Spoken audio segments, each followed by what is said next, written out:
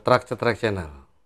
Hari ini gua kedatangan temen SD gua yang sampai sekarang sampai hari ini masih tetap berteman dan bersahabat dan sekarang menjadi pewarta foto profesional. Berto Wedatama. Selamat datang. Halo. Apa kabar ya? Kabar baik. Kebalik ya. Ini hostnya siapa? Sekarang sibuk apaan, Ber? Sibuk lu panggil ngisi podcast lu. Iya udah janjian berapa kali kagak jadi-jadi. Ini nggak tahu siapa yang so sibuk. Sibuk apa sekarang? Gue itu sebenarnya udah pensiun dari media sebagai wartawan beneran ya. Berarti sekarang bohongan gitu. Sekarang bohongan enggak. Sekarang aktif lagi tapi udah di media yang berbeda. Kalau sebelumnya selama 20 tahun lah. 20 tahun berarti kita umurnya udah berapa? Itu di media cetak. Kalau sekarang nggak pindah-pindah dulu tuh. Nggak pindah. Enggak, sempat beberapa kali pindah tapi hitungnya cuma setahun terus langsung 20 tahun. Loncatannya sebentar langsung Terus panjang. langsung panjang. Jadi hampir setengah hidup gue berkarir di situ. Kenapa nggak pindah-pindah lagi? Enak. Awalnya coba-coba. Lah kok enak. Zona nyaman. Iya. Karena sekarang ngajar juga nih. Iya, ngajar juga. Aduh, ngeri bener. Teman-teman kita semuanya udah sukses semua nih. Ngajar di mana nih? Ini penyebabnya yang sekarang bisa jadi iya. berbagi ilmu nih, ini juga. Gara-gara ini dulu Gara-gara ya. ini. Bener. Dulu gara-gara beginian kita hunting kemana-mana kan. Habis itu pisah deh. Ngajar di mana sekarang? Sekarang di Universitas Multimedia Nusantara. Di Serpong. Oke. Masih satu grup sama Kompas Gramedia juga. Oke. Udah jalan berapa tahun nih? Itu mulai di sana dari 2014. Oh. Berarti sementara masih jadi pewarta foto, tetap ngajar jalan juga. Iya, mulai ngajar justru setelah gue nggak terlalu aktif di lapangan. Jadi 2014 itu gue udah mulai jadi editor foto, terus kayaknya udah saatnya untuk berbagi ilmu selama di lapangan ke teman-teman mahasiswa. Oke. Nggak bikin primbon dulu. Nah, itu buku pintar. Buku pintar nggak ada yang tahu buku pintar. Benar. Sekarang Google. Ngajarnya di fakultas apa nih kalau boleh tahu? Fakultas Ilmu Komunikasi. Ilmu Komunikasi. Gue juga dulu S1-nya kan Ilmu Komunikasi. Oke. Kalau sekarang jurusannya? Jurusannya Tanjung Priok. Sekarang ngomongnya bukan jurusan, tapi prodi. Oh, udah beda. Gitu. Jadi banget kita. bukan jurusan. Jurusan beda. Sekarang prodi. Jadi prodi itu program studi. Program studi. Oh, udah beda ya? Beda. Program studinya strategi communication sama jurnalistik. Jurnalistik lagi kan akhirnya. Jurnalistik balik-balik gitu. lagi. Balik-balik lagi. Oke. Nah, seru banget ya gitu ya. Iya, karena ketemunya teman-teman yang masih muda itu masih fresh dan emosional, terus energinya meluap-luap. Ide kreatifnya juga Ide luar biasa. kreatifnya udah lewat lah. Oke. Gitu. Jadi kalau cerita mengenai pewarta foto nih, kan lumayan panjang ya karirnya 20 tahun ya. 20 tahun itu bukan waktu yang sebentar. Nggak gitu. usah diperjelas kalau udah tua. Nah, kira-kira asam garamnya tuh apa sih? Itu nggak usah asam garam, kecutnya juga udah ada. Ngerasain semua. Yang di lapangan dimarahin mungkin iya, juga. Terus ketemu orang-orang aneh lah, liputan yang ajaib-ajaib lah gitu. Apalagi waktu masih aktif, hampir 3/4 masa gue di media itu banyak liputan di zaman negara kita konflik sama bencana. Oke. Berarti banyak tuh foto-foto Banyak itu. banget tuh dari 2000 sampai 2010 kan ada aja kejadian. Seru baru ya? Iya kagak sebenarnya bencana kok seru. Tapi memang ada yang bilang maksudnya. Ada yang bilang bad news is good news. Ya sebaiknya sih terminologi itu nggak dipakai karena biar gue ya bad news is bad news gitu. Iya, tapi kalau untuk segi foto itu highlight ya. Highlight dan menarik terus pasti bisa jadi headline gitu. Oke. Dan waktu itu yang bikin jadi headline sebenarnya karena jumlah media sebanyak Nggak sekarang banyak. juga, dan belum ada media sosial kan. Benar. Gitu. Benar. Jadi Lahir apa tahun yang berapa itu ya? Belum ada media sosial. iya, Kalau itu angkatan gua bujangga baru. udah lahir udah Udah ada. main Instagram. Nggak mungkin banget. Itu kan dulu juga kalau misalnya ada sesuatu peristiwa, nggak ada yang langsung share-share terus komen segala, nggak ada. Iya. Lebih ke media cetak dulu ya. Ya, dan ditunggu Oke. dulu. Ditunggu ya? Media elektronik dulu pasti kelewat cepet sama media cetak. Oh, oke. Pada saat itu ya. Ya. Kalau sekarang itu. kebalik ya. Kebalik, malah elektronik lebih dulu.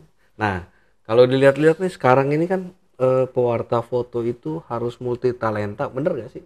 Multi talent dan multitasking. Multitasking juga? Iya. Nggak cuman foto, video, ngedit juga. Terus apalagi ngangkat barang mungkin ya. Gambar ya. Waduh, banyak bener. Yang pasti kita harus bisa berpikir sebagai produser, karena sebagai produser itu kita dituntut untuk bisa bercerita lewat gambar. Oke. Nah, itu yang susah karena kadang-kadang teman-teman yang bisa motret itu cenderung untuk membuat foto indah tapi melupakan bagaimana jalanan cerita ada di situ. Waduh, ngejek gua dong. Nah, Bisa moto nggak bisa nulis. nah sebenarnya bukan bisa nulisnya, nggak bisa cerita. Kalau Masalahnya cerita bisa. orang itu senang dengar cerita. Iya, Gitu. benar. Orang senang dengar cerita, senang lihat gambar, dan akhirnya mereka lebih intens untuk melihat karya-karya kita. Oke. Mungkin kalau di sini mah banyak kali ya. Oh, ini ada YouTube juga, kagak ngomong-ngomong nih, bukannya di-share gitu. Jadi kan kita bisa Subscribernya aja masih hitung jari. Ini sebenarnya Iya, bukan rencana besar, tapi ini lebih ke rencana untuk berbagi ilmu aja sih. Jadi konsepnya bukan untuk mendulang cuan, tapi berbagi ilmu aja. Karena gue rasa waktu gue di lapangan itu banyak yang bisa di-share. Terus begitu udah mulai aktif ngajar di kampus, itu juga merasa pasti ada yang skip gitu. Nah, pengalaman-pengalaman itu gue tuangkan di channel YouTube ini. kurang banyak. Padahal Pelan-pelan. ceritanya banyak. Nah, Waktunya itu. sama ngeditnya, aduh itu effort banget. Karena beda ternyata kan dari yang gambar diam jadi gambar bergerak itu terus diedit bagaimana bisa bercerita itu Bener. butuh effort. Lu lebih tahu lah. Ya, kayak ngedit ini juga kan luar biasa. Oke. Nanti kalau mau subscribe ya silakan aja ya teman-teman. Jadi namanya channelnya Bertoweda. Nanti kita tulis di deskripsi gitu. Nah, ini kan banyak sekali nih. Mungkin bisa cerita nih. Oh, ini awal-awal cerita waktu. Nah, ini. Jadi waktu masa pandemi tahun 2020 itu kebetulan guenya lagi ada di Jogja. Karena ada rumah di sana kan. Nggak ada niat untuk melarikan diri dari Jakarta, nggak. Tapi tahu-tahu lockdown. Semua nggak bisa bergerak bebas. Sepi nih Jogja pada saat ini. Sepi banget gitu. Dan ambulan di mana-mana. Suasana mencekam lah gitu waktu itu ya. Itu masa-masa gelap di seluruh dunia. Nah, itu gue tetap harus membuat konten berita yang bisa diterima oleh pemirsa dan pembaca tempat gue dulu bekerja gitu kan. Dan ini memang harus ada rutin ya berarti ya. Harus ada rutin, dan orang sudah jenuh dengan berita-berita tentang COVID, tentang bencana, tentang pandemi. Akhirnya dicari fitur-fitur yang menarik yang bisa menginspirasi. Nah, waktu itu gue menemukan Sambil dijalanin ya. boleh sambil dijalanin. Mungkin suaranya nggak usah ya. Nggak usah, Nah, nggak usah. ini gue menceritakan tentang Pak Suparno. Ini Pak di mana Suparno nih, Nah, Pak Suparno ini adalah fotografer Borobudur.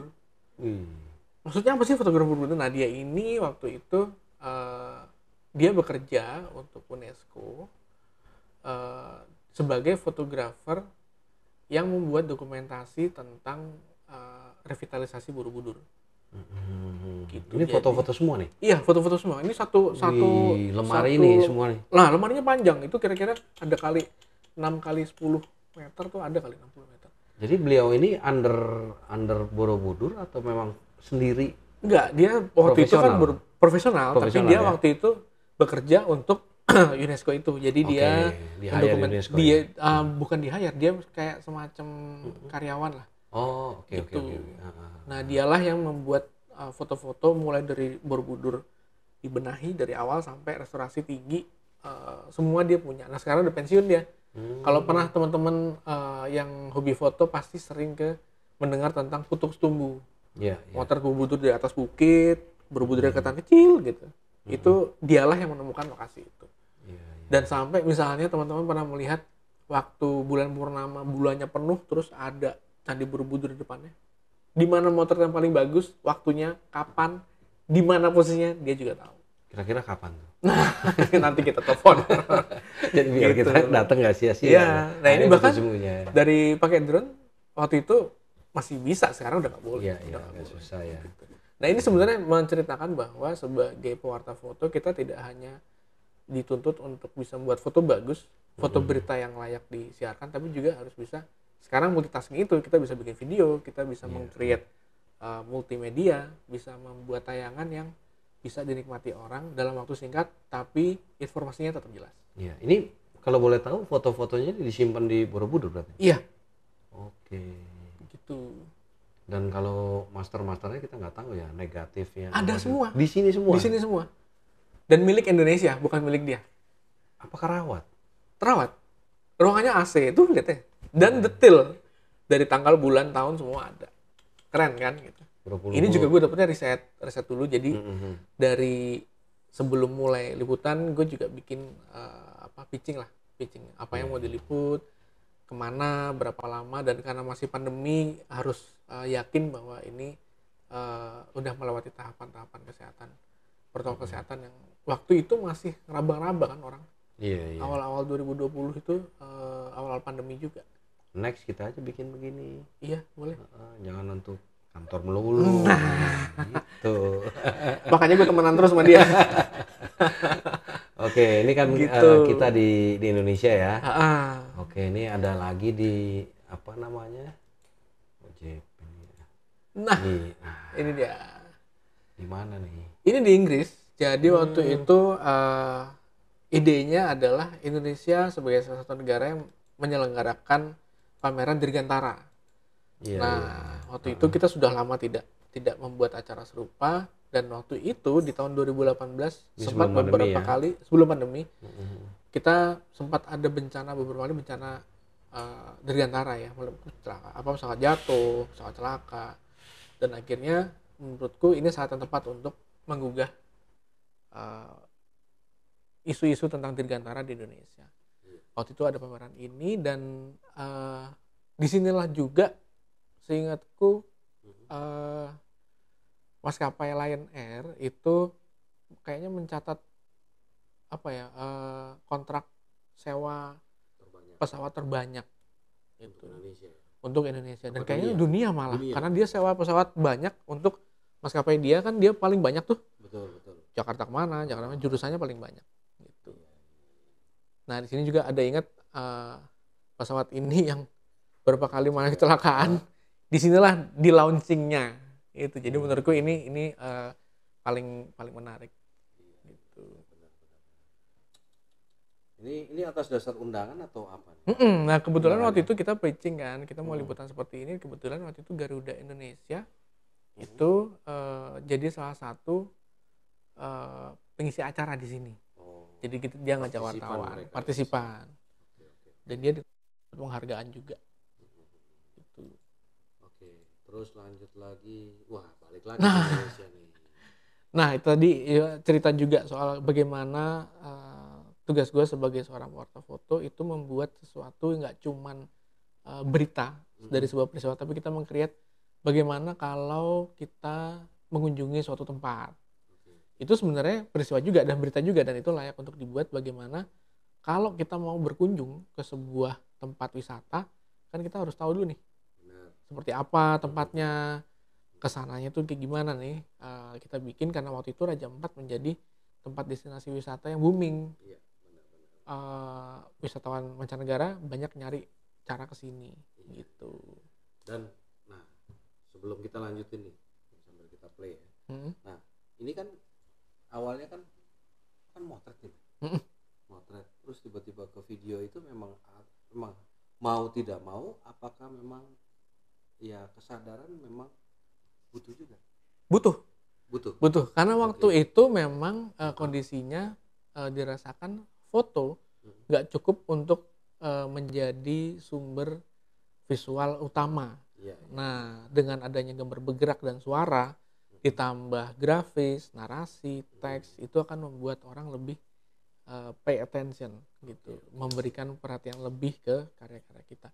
Dan bukan berarti foto akan nyungsep, nggak juga. Karena ada beberapa hal yang dengan foto lah bisa lebih dapat maknanya dan lebih dapat lagi informasinya. Karena kalau gambar bergerak kan cepet. Sebenarnya kalau foto kayak begini nih, begitu di pause berhenti gitu. Tapi kalau video, tadi apaan ya? belum sempat rekam di otak kita. Gitu. Benar. Jadi ya dengan perkembangan teknologi ya, jadi mau nggak mau ditutup juga kita. Mesti bisa gitu. Ini kayaknya salah musim. Salah musim. Memang pas datang itu bulannya aja masih Januari. Iya. Pak, tapi nggak salah juga, Januari itu sebenarnya itu adalah paling the bestnya untuk Raja Ampat karena airnya tenang. Iya. Tenang kan? Tenang. Masalahnya gue juga nggak bisa nyelam, jadi sebenarnya kayak salah ngirim orang. Tapi tempatnya indah banget. Iya, gitu. Nah, ini kan Pianemo nih ya. Pianemo, kalau untuk snorkeling, diving ini surga. Nah, ini yang udah jadi bupati setempat. Pindah KTP ya ke sana. Jadi kebetulan waktu itu juga kita sama Kementerian Pariwisata, waktu tempat ini belum booming ya, kita juga bikin foto kayak pertama kali. Nah, dan itu untuk dipromosikan ke Eropa. Nah, setelah itu booming. Itu katanya juga yang waktu itu bikin tempat buat naik tangganya itu lu yang bikin kayak mat-mat kayak. Kita tukang kayu gimana? Jadi ini waktu itu kirim berapa orang? Sendiri. Gua doang. Karena biayanya mahal. Enggak sih, sebenarnya karena waktu itu juga ada undangan dari Freeport. Dia punya acara di sana, terus kebetulan Jakarta Post jadi salah satu media yang nggak cuma Jakarta Post yang undang, ada beberapa yang untuk ikut meliput di acaranya dia. Kebetulan lokasinya di Raja Ampat itu. Cuma nanya sampai Pianemo ya? Iya. Itu karena waktunya tipis banget. Dia mau bikin sirik mulu emang. Gue sampai mana dia bilang lu sampai sini kagak. Oke, terus gitu. Ini ada lagi nih Samsung apa lagi? Nah, ini ceritanya sebenarnya nggak cuman liputan undangan, tapi kita juga ada kerjasama iklan buat media tempat gue dulu kerja. Itu kita diminta untuk mereview produknya dia. Nah, disinilah untuk pertama kalinya gue serius liputan tanpa membawa kamera DSLR atau mirrorless, tapi pakai handphone yang dipinjemin sama pihak Samsung. Gitu. Dan terbukti sebenarnya sekarang teknologi membuat kita dapat membuat foto bagus tanpa harus pakai kamera DSLR atau mirrorless. Untuk kepentingan tertentu. Kepentingan tertentu. Gitu. Ini di Indonesia bukan ya? Bukan, ini di San Francisco. Di San Francisco. Jauh banget gitu. launchingnya. Emang di Roxy nggak ada? Pengennya sih gitu deket, tapi ya diajak jalan-jalan jauh ya itu. 10 ya pada saat itu ya, tahun 2019 ya. Tahun 2019. Sekarang udah nyampe ke S20-an ya. Ya, S20-an. Sekarang ini memang bagus ya. Iya, buat di era itu dia menurutku jangan diperbandingkan dengan brand lain ya. Iya. Semua brand pasti punya kelebihan dan kekurangan, tapi menurutku ini sangat mumpuni lah untuk membuat hasil foto video. High speed begini. Dan anti air juga. Gitu. Anti air bukan dilelepin ya. Kecipratan oke.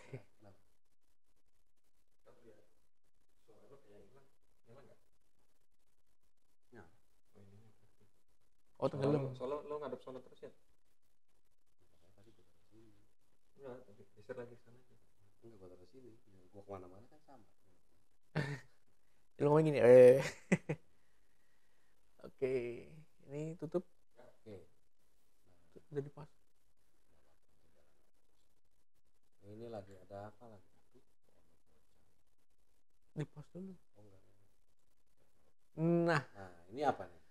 Ini ceritanya ada proyek temen, namanya. Pandemi nih. Iya, waktu pandemi. Dia memang bikin proyek podcast. Ide ceritanya adalah gue sebagai host itu akan mengajak teman-teman senior, pewarta foto senior untuk bincang-bincang menceritakan pengalaman mereka ketika liputan di era mereka. Gitu. Jadi meskipun udah tua, ternyata ada yang lebih sepuh lagi. Nah itu yang diminta untuk diangkat Sharing lah, ya, untuk sharing sharing ya. pengalaman, sharing cerita. Ya kayak lu kan manggil gue yang udah lebih tua, Benar. gitu. Ya, soalnya sebagai generasi muda Iya, harus mengundang yang muda, sepuh-sepuh. Ini di mana, gitu. di Jogja juga ya? Ini di Jogja, ini kebetulan di rumah tempat. Ini kayaknya kenal nih tempatnya nih. Iya, ini jadi background tempat di mana rumah keluarga dijadikan homestay. Bisa disewain berarti ya? Memang disewain buat homestay, Oh, gitu. Di daerah mana nih kalau boleh tahu nih? Ya jadi ngiklan kan. Nah, Ini namanya Omah Pitu Homestay. Omah Omah Pitu Homestay. Homestay. Pitu tuh nomor rumahnya. Oke. Jadi nama jalannya Jalan Amburan Lor nomor 7. Di situ rumah keluarga dijadikan homestay. Area mana nih? Ini dekat alun-alun selatan. Jadi di area keraton. Oh, dekat Keraton. Ya, masih di dalam benteng. Dan kebetulan karena rumahnya klasik, nuansanya tradisional, ada gamelan juga. Jadi kita waktu bikin ini itu bisa dijadikan sebagai background gitu.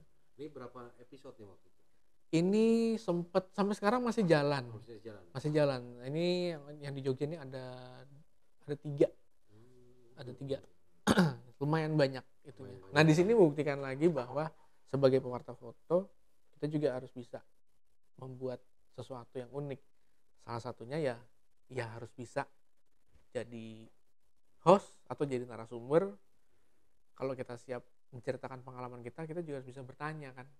Berarti selain pewarta foto gitu ya, terus ngajar juga, narasumber juga ya kan, juri juga ya kan. Juri. Nah, terus sebagai owner juga ya kan, banyak banget kayaknya.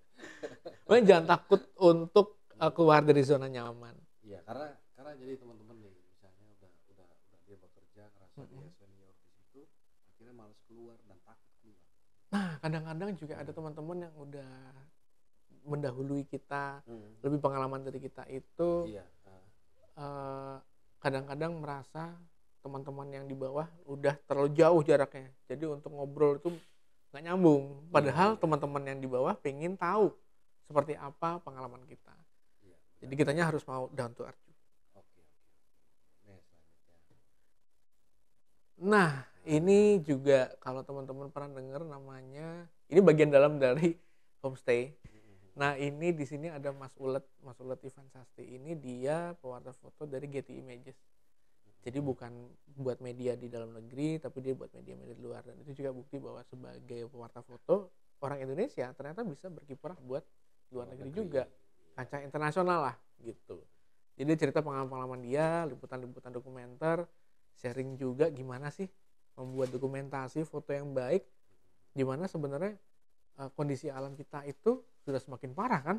Kita bisa buat dokumenternya dan bisa menceritakan kondisi seperti apa lewat sebuah foto. Gitu. Oke. Nah, ini apa lagi? Nah, ini ceritanya waktu gue berbagi pengalaman di Oktober 2021 itu. Belum lama ini ya? Belum lama. Ini belum ada setahun malah. Bulan depan baru setahun. Kita pernah bikin acara PON Pekan Olahraga Nasional ke-20 di Papua. Nah, gue waktu itu jadi salah satu fotografer official untuk event olahraga nasional. Nah, ini waktu itu ada teman di Warta Kota sama Tribun Network pengen tahu pengalaman-pengalaman gue sebagai fotografer official buat acara PON itu. Nah, itu susahnya. Gue di sini cerita tentang gimana sih kita tuh bisa siap motret berbagai macam cabang olahraga. Bayangin loh. Pagi motret renang. Siangnya motret anggar. Malamnya motret senam. Itu baru tiga cabang olahraga. Kalau kebagian atletik banyak banget. Lompat tinggi, lompat galah, lari aja macam-macam tuh. Iya, benar. Ada lari jongkok, lari karung, 17-an. Susahnya waktu motret olahraga, ya sebenarnya semua cabang punya kelebihan dan kekurangan dan kesusahan sendiri. Tapi di olahraga itu unik karena kita harus tahu dan paham bagaimana memberikan caption yang tepat. Salah satunya soal scoring. Misalnya renang tuh. Yang menang siapa dengan catatan waktunya berapa menit, berapa detik, sampai detik loh. Apalagi kalau atletik atau lari atau renang itu sampai hitungan detik. Terus namanya jangan salah. Kalau renang mau nanya namanya gimana caranya, dia nggak pakai baju. Coba tebak dari mana? Tanya panitia. patennya juga nggak tahu. Renang itu pakai topi, Ada namanya. ada nomornya. Oh, ada nomornya. Jadi kita harus nyatet list atlet-atletnya yang tanding siapa, nomornya, namanya siapa, dan dari nomor itu tahu posisi. Nah ini kan nggak banyak yang tahu hal kayak gini. Soalnya kalau gue motret renang diomelin. Nah Iya. kalau sepak bola kan dari kostum ada. Iya, Nah kalau enak, renang jelas nggak ya. ada. Koloran doang, memang di kolornya ada nomornya nggak ada. Nah tapi ternyata dari topi. Dari Gitu. topi, ya. Banyak hal-hal yang unik di dunia fotojurnalistik. Fotojurnalistik, ya. Itu mendapat pengalaman-pengalaman baru. Gitu. Oke. Ini waktu itu ada berapa orang dari Jakarta? Dari Jakarta kalau nggak salah ada sekitar Banyak ya kalau nggak salah. banyak. Totalnya itu kalau nggak salah ada 30 hampir 40 lah. Di total ya. Oh, total yang jadi fotografer Fotografer official. Jadi official dari ya. Jakarta dan dari Papua. ya putra daerah. Kenapa tetap butuh yang dari nggak cuma Jakarta, ada dari Surabaya, Medan, Nusantara lah. Ya. Nusantara gitu. Kenapa butuh itu? Karena teman-teman di Papua sumber dayanya bagus, tapi tidak semua pernah menggunakan alat-alat untuk motret olahraga. Yang di Jakarta aja nggak semua. Iya benar. Gitu. Lu aja pasti ada yang belum pernah kan? Kalau lensa panjang udah. Nah, pegang-pegang udah. Kita bawa ke Bali waktu itu kan. Makainya 2 kali, sisanya dikasih lihat bule, kan bingung kan? Iya. Lensa Lensa apa ini gitu. Akhirnya jadi tontonan pakai lensa wide juga. Itu. Karena juga memang lensa itu kan peruntukannya khusus. Iya. Dibuat khusus dan harganya juga nggak murah gitu. Luar biasa memang. Iya, yang di Jakarta ya susah. Maka itu dapat kesempatan itu langka. Ini dari olahraga, terus air show, terus ada apa? Bikin documentary, bikin iklan, ada traveling, terus ini lagi HP lah. Nah, ini kebetulan kemarin sempat diajak jadi salah satu pewarta foto dari National Geographic Indonesia. Oh, Di sana NGO dia kerjasama dengan handphone Realme 9 Pro Plus. Jadi kerjasamanya berupa fotografer pilihan Nat Geo Indonesia. Bangga dong sempat terpilih juga. Itu diminta untuk membuktikan bahwa handphone ini bisa digunakan untuk memotret dalam kondisi low light. Gitu, nggak semua handphone loh bisa dipakai buat motret Dan dalam. memang ini kenyataan. Kenyataannya bisa. Noise-nya Gitu. juga rendah. Noise-nya juga rendah dengan beberapa catatan tentunya. Iya. Gitu. Kalau gelap gulita ya nggak bisa, kayak kita merem aja nggak kelihatan. Ini aja udah Realme 9 Pro Plus. Nah, Kurang satu lagi plusnya. iya plus. Oke, jadi ini kan perjalanan gitu ya. Ini, nah sekarang kita bisa lihat karya Alberto ini di sini segini banyaknya. Ini waktu di Jakarta Post. Ya, waktu di Jakarta Post ini halamannya udah segini banyak gitu. Jadi kita bisa lihat salah satunya lah gitu. Iya. Kita coba ini ya. Ya, Nah ini apa ini? ini bencana? ini tahun 2010 ini di Mentawai. Jadi ada gempa sama tsunami di Mentawai. Ini juga dadakan berangkatnya. Namanya bencana kan nggak ada yang tahu ya kapan terjadi. Jadi Ya, kita nggak bisa ngasih tahu. masa bisa diduluin Ntar jam 2 bencana gitu. gitu. Jadi kebetulan memang di tahun-tahun waktu aku masih aktif di lapangan itu banyak bencana sama konflik. Kalau demo kan konfliknya masih nggak terlalu besar lah ya. Tapi kayak kita harus ingat juga sejarah di Indonesia ada konflik di Aceh, terus di Papua juga sampai sekarang masih ada meskipun separatis, terus di Poso gitu, terus di Sampit itu juga ya masa kelam ketika semua negara pasti pernah ngalamin. Dan foto-fotonya tersimpan dengan baik Di kantor yang lama ini bukan milik pribadi, dia punya dokumentasi yang cukup baik lah gitu. Itu nggak bisa kita ambil gitu. Dipakai boleh, kita punya hak pakai juga, tapi tidak untuk dimonetize gitu.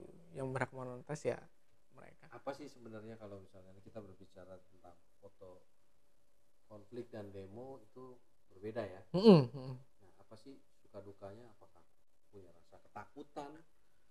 Apakah bingung pada saat itu apa yang harus difoto? Kan ada juga yang seperti itu ya, karena mungkin nggak pernah mungkin ya. Iya. Nah, kalau gue pribadi sih, karena kita pernah demo bareng ya, foto demo bareng ya, hari pertama mungkin bingung, lama-lama terbiasa.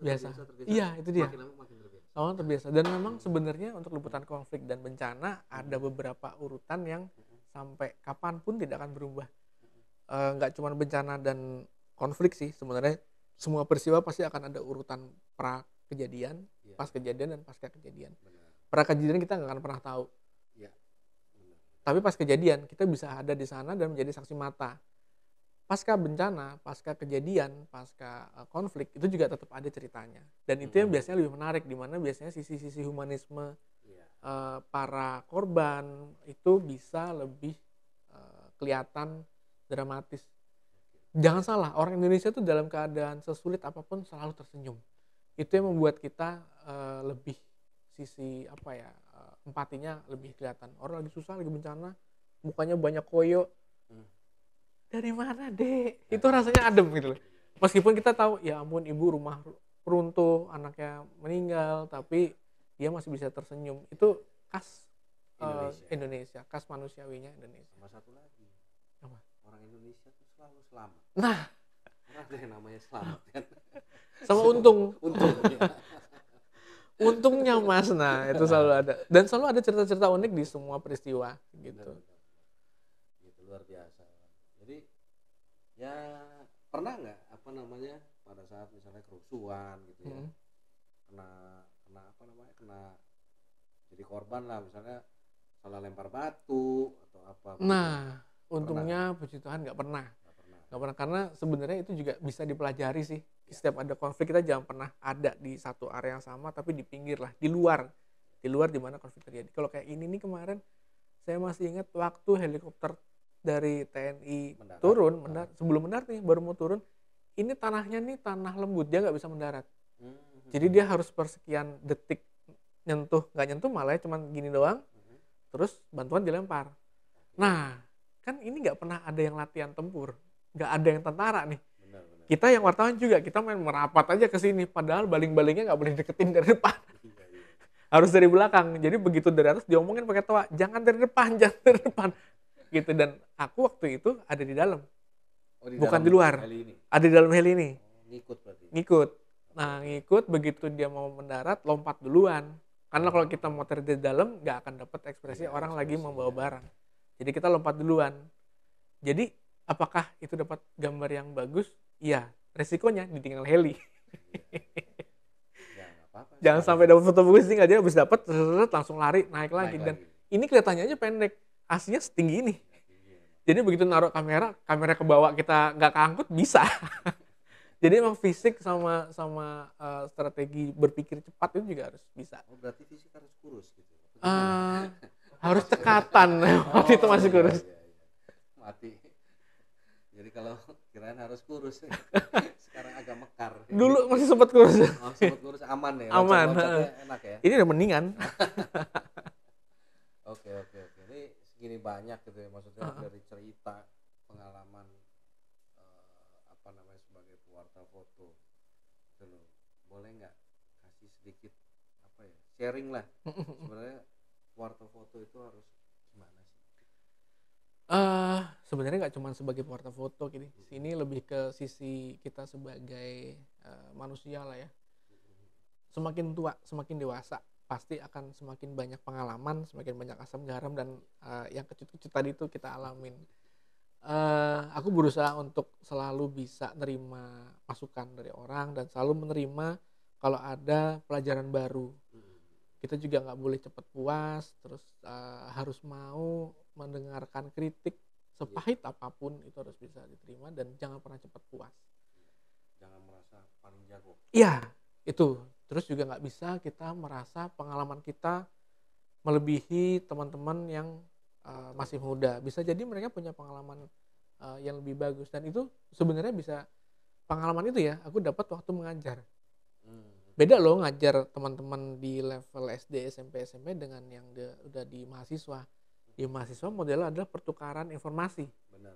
Kalau masih SD, SMP, SMA kan sifatnya satu arah. Ini begini, kasih PR, kasih tugas. Kalau kuliah enggak, kita sharing. Ada komunikasi dua arah. Nah, dan itu kebanyakan teman-teman sharing informasi yang kita belum pernah dapat. Gitu. Kebetulan kita menguasai suatu bidang karena kita rutin. Iya, betul. Ingat nggak dulu SMA kita ngomel nih guru matematik ini jago banget lu gile. Ya dia tiap hari matematik. Iya. Coba sekarang gantian suruh motret lah, kita tiap hari motret gitu. Ditanya apa aja bisa. Bisa gitu. Aptitude penting nggak? Penting dong, penting, Penting ya? penting. Attitude itu gunanya kalau kita merasa kitanya lebih daripada yang lain, kita nggak pernah bisa maju. Gitu. Akhirnya kita akan berada stuck di zona nyaman. Tapi sekarang kan ya aptitude ya sorry ya maksudnya yang masih semangat ini kita luar biasa nih. Gitu. Tapi nggak apa-apa sih karena itu proses ya. Proses. Kita juga dulu pernah lah gitu. Nah sekarang ini kan di dunia fotografi lah katakanlah ya. Kalau di mata pelajaran kenapa banyak yang hilang? Fakultas lah khususnya.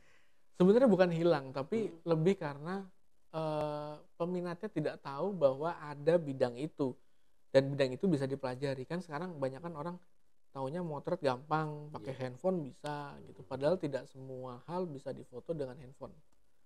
Gitu. Dan mungkin penggabungan. ya bisa juga digabungkan, misalnya dunia fotografi dan videografi kan sebenarnya basicnya sama nih.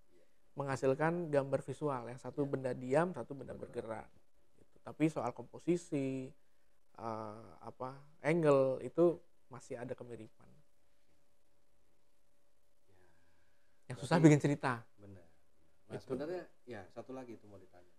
Sebenarnya kalau kita dituntut untuk bisa misalnya kan dari nggak foto aja bisa bikin video gitu ya. Ya, Nah, untuk meng-create sebuah ide dan cerita itu bagaimana sih? Apakah harus belajar? aku orang yang malas belajar. Aku malas belajar, malas nyatet. Bandel banget. Tapi suka baca. Oh, baca itu yang Baca. yang membuat ide. Nah, Iya. kalau semuanya itu nggak ada. Maksudnya nggak ada. Nggak ada yang udah bandel, malas belajar gitu, malas baca. Dengerin aja. Dengerin siapa? Nah, dengerin orang ngomong. Beneran. Jadi waktu aku masih kecil, aku tuh nggak bisa merasa belajar tuh susah gitu. Nah, belajar baca itu bukan di sekolah. Dengerin orang ngomong waktu baca teks, baca buku itu aku dengerin. Terus dari Donald Bebek dulu. Jadi langganan. Bobo ya. Nah, bobo. Nah, dibacain itu oh ini huruf A tuh begini A, B, C terus konsonan disambung dengan huruf vokal jadi apa. Gitu. Benar-benar dari mendengar. Bahasa Inggris juga.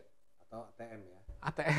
Amati, tiru, modifikasi. Nah, itu susah loh kalau kita nggak mau membuka indera kita karena begitu salah satu nggak dilakukan mampet. Gitu. Jadi sebenarnya banyak juga ya sebenarnya teman-teman pewarta foto atau fotografer yang senior ini nih jarang tampil juga. Iya, banyak. Malu. Kenapa malu?